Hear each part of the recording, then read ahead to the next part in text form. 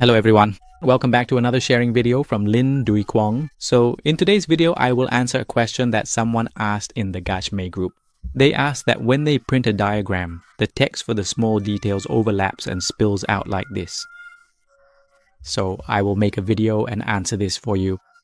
First, you need to open this design section for me. If there is any detail where you want the text to be inside, you should create an inner boundary line in the middle of that detail. For example, with this pocket flap, you will draw an inner boundary line for me there. If you want the text to be exactly on this inner boundary line, then you will draw an inner boundary line for me. The same goes for this pocket flap. If you want the text to be here, you will draw an inner boundary line for me. After that, you will change the name of this line for me.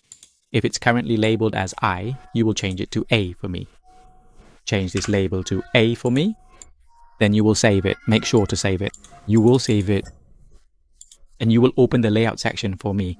You will refresh the layout so that the detail you just edited is reflected in the view. And now you will navigate to the macro plot section to print. But before printing, you need to adjust the font size to make it smaller for me. Set it to about 1 centimeter for me. And for the default plot parameter table, you will click open to open this table. And you will edit the annotation section for me, specifically the pitch line.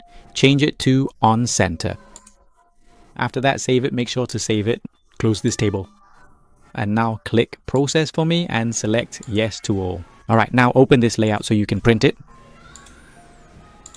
You will notice something quite surprising. For every specific detail where we have carefully established a boundary line and assigned a name to that line, you will see that the corresponding text follows along exactly and precisely in the same direction as the line we have drawn here.